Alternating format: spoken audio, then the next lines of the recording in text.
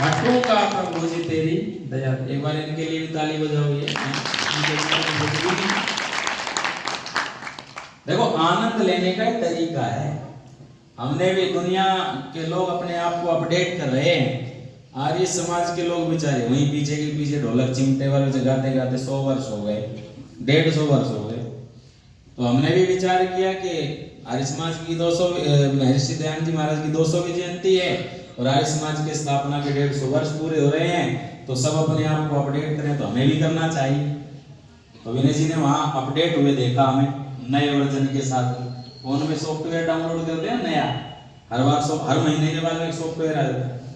तो दुनिया अपडेट हो रही है, हम वहीं के वहीं खड़े, तो हमें भी अपने आप को अपडेट करना पड़ेगा। और हमने कर लिया, तो कर लिया तो नई टीम तैयार हो गई। तो अब मैं चर्चा कर रहा हूं आपके सामने, यही तो ऋषि दयानंद जी महाराज कहते हैं, यस्य छायामृतम यस्य मृत्यु। बलराम जैसा व्यक्ति डराई नहीं मौत से, बादशाह अकबर बैठ गया करके सामने। कुछ पारितोषिक माताओं की ओर से उनका बहुत बहुत धन्यवाद। तो आओ मैं निवेदन कर दूं आपके सामने ऋषि दयानंद जी महाराज। थोड़ी थोड़ी चर्चाएं सबकी चलनी चाहिए, समय तेज गति से दौड़ रहा है और मुझे भी पता चल रहा है कि कब निकल रहा है। ऋषि दयानंद जी महाराज ने कोई भी ऐसा पहलू नहीं छोड़ा है जिसको स्वामी दयानंद जी महाराज ने ना छोड़ा। आप 16 संस्कार को उठा करके देख लो, आप जो है नारी शिक्षा को उठा करके देख लो, आप गौ हत्या को इतिहास उठा करके देख लो। कोई भी ऐसा बेटी बचाने बेटी पढ़ाने का जो हमारे प्रधानमंत्री जी ने नारा दिया था ना, कहां दिया था? पानीपत के अंदर।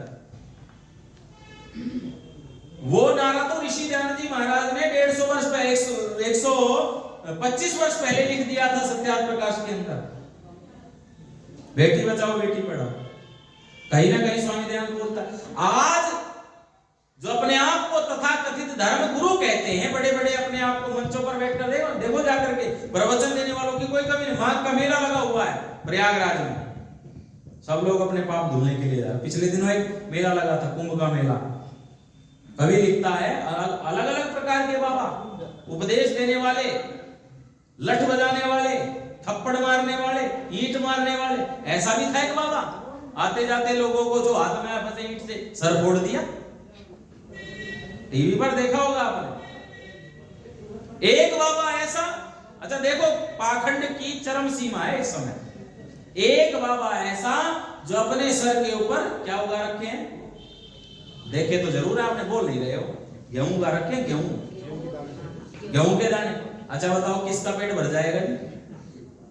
भाई खेती ऐसी तो करे जिससे 10-15 लोगों का पेट भर जाए। 4 वो गेहूं के दाने उगा करके घूम रहा है और लोग कह रहे भाई साहब बड़ा तपस्वी साधु है, इससे बड़ा तपस्वी को धरती के ऊपर हो ही नहीं सकता। एक बाबा जी ने अपना हाथ खड़ा कर रखा है, उसको बहुत बड़ा तपधारी कहा। वो हाथ खड़ा किया तो पूछा जी हाथ खड़ा क्यों तब किया था? तब कैसा किया था? तब ऐसा किया था कि 40 दिन तक मैंने संकल्प लिया था कि अपने हाथ को नीचे नहीं करूंगा। मैंने कहा फिर क्या हुआ? बोले 45वें दिन नीचे करने लगा तो नीचे आया ही नहीं, खून सूख गया, नसें सूख गई, वहीं का वहीं जम गया। और लोग बता रहे हैं बहुत बड़ा साधु है, तपधारी साधु है। इसलिए कवि कह रहा है जटा झूठ अलफीगल माला, मूंड मुंडाया कंबल काला, स्वर्ग में क्या कुछ होने वाला, भाषण में विवरण दे डाला। करनी कथनी में अंतर है, तन उजले मन काले, सार्थक तब ही है जीवन में जो डाले। और कहने वाले कह जाते हैं, सुनकर सुनने वाले। कैसे कैसे बाबा लोग मिलेंगे, जटाजूट बड़ी बड़ी जटाएं वाले। आस्था चैनल खोलो, जटाजूट अलफीगल माला। कुंभ के मेले में एक व्यक्ति 11,000 रुद्राक्षों का बोझ लाद करके घूम रहा है, बेमतलब का बोझ। इसका नाम तप है? इसका नाम तप नहीं है। महर्षि पतंजलि को पढ़ो, वो क्या कहते हैं? द्वंद्व सहनम तपा, इसका नाम तप होता है। जटाजूट अलफीगल माला, बहुत सारे बाबा ऐसे मिलेंगे, बड़ी बड़ी जटाएं, मूंड मुंडाया कंबल काला। कई बाबा ऐसे मिलेंगे जिनके सर के ऊपर एक भी बाल नहीं, और ऐसे बाबाओं की तादाद बहुत ज्यादा है आस्था चैनल के ऊपर। कई बाबा ऐसे मिलेंगे आपको काला कंबल डाल करके लोगों को उपदेश देते मिलेंगे, और सनातन के मन से अल्लाह अकबर के नारे भी साथ साथ लगाते मिलेंगे। पिछले दिनों एक बड़ा प्रसिद्ध बाबा है गुजरात का, बड़े जो है कथाएं करता है, राम कथा करता है, और मन से जो है अल्लाह अकबर के नारे लगा रहा है। कहां भला होगा ऐसे लोगों का? मूंड मुंडाया कंबल काला, स्वर्ग में क्या कुछ होने वाला, भाषण में विवरण दे डाला, स्वर्ग में क्या होगा ये सब बातें भी बता दी। और बहुत सारे बाबा तो आप सबको पता है जेल के सीखचों के उस ओर खड़े हुए हैं, बाहर लोगों को बहकाने का काम किया जा रहा है और किसानों की आड़ लेकर के क्या किया, अपने आप को ये प्रदर्शित किया जा रहा है कि मैं बिल्कुल साफ स्वच्छ मेरी छवि है। लेकिन जो ठप्पा लग चुका है देश द्रोह का वो हटने वाला तो है नहीं। खूब पाइप बांट ले चाहे सोने की मोहरें बांट ले, वो तो लगा ही रहेगा।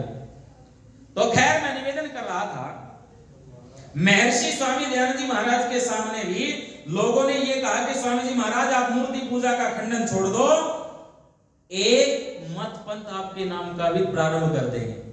पर स्वामी दयानंद जी महाराज ने कहा कि सुनो, दयानंद नाम के सन्यासी की एक एक उंगली को लोग यदि मोमबत्ती की तरह जला दें तब भी दयानंद नाम का सन्यासी इस धरती पर केवल और केवल सत्य का प्रचार प्रसार करेगा, झूठ का सहारा लेने वाला नहीं। पंजाब की घटना आती है कि एक व्यक्ति तो चांदी के सिक्कों की बोगी भर करके लाया और कहा कि स्वामी जी महाराज ये सब रख लो, ये सब आपका है, बस आपसे निवेदन है आप कटु सत्य ना बोला करो। स्वामी दयानंद जी महाराज ने कहा कि देखो दयानंद से राहत हो जाएगा, इससे ज्यादा संपत्ति दो, अपने पिता की छोड़ करके आए हो हैं, तो आओ स्वामी जी महाराज को भी अपने श्रद्धा सुमन अर्पित करें। ये सब परिचित है भाई, सत्यवान जी हैं, बहुत लंबे काल के बाद में मिले हैं। हाँ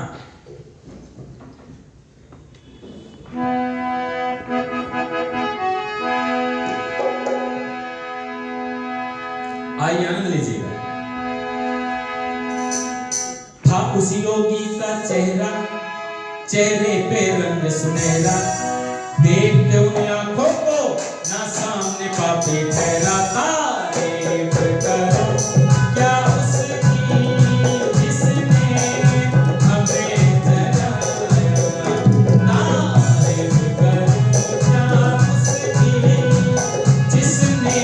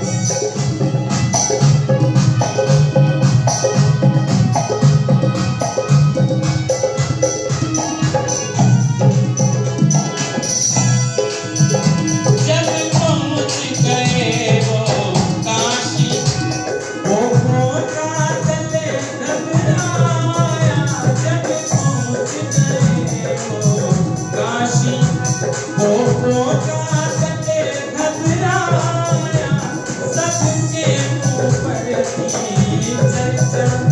दयानंद यहाँ अब आया, सबके मुंह पर थी चर्चा। दयानंद यहाँ अब आया, दयानंद यहाँ अब आया। की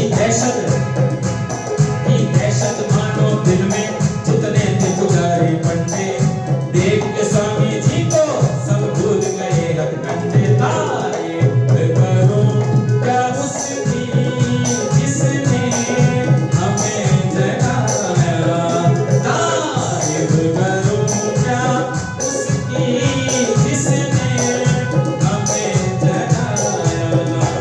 तापसियों की का चेहरा, चेहरे पे रंग सुनहरा, एक उन आँखों को न सामने पावे चेहरा। तारीफ करो या उसकी जिसने हमें जगाया।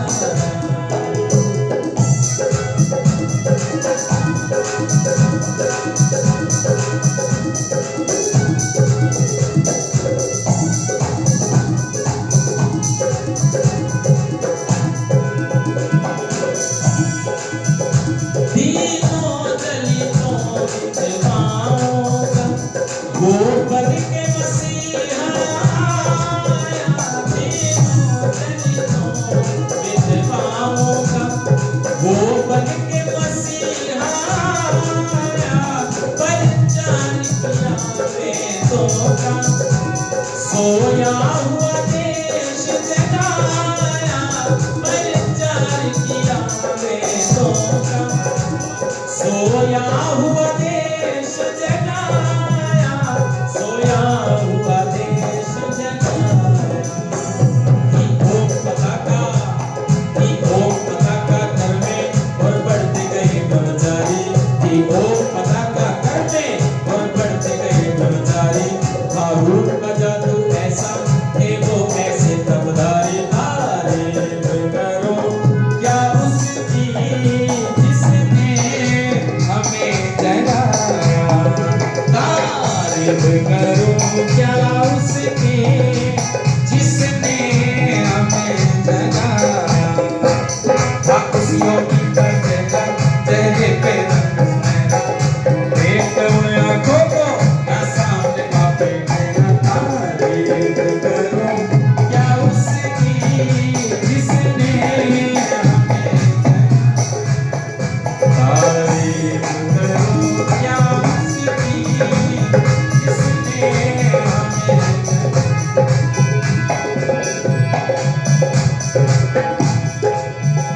आने को तो इस दुनिया में महापुरुष बहुत आते। आने को तो इस दुनिया में महापुरुष बहुत आते। बेदाग दयानंद जैसा जीवन न देख पाते। बेदाग दयानंद जैसा जीवन न देख पाते। जीवन न देख पाते। निर्दोष गया वो जग से, कोई दोष न उसमें पाया। निर्दोष गया वो जग से, कोई दोष न उसमें पाया। दयानंद सा बेबी बस दयानंद ही आया। तारीफ करो क्या उसकी जिसने हमें जगाया। तारीफ करो क्या उसकी जिसने हमें जगाया। तापसियों की का चेहरा, चेहरे पे रंग सुनहरा,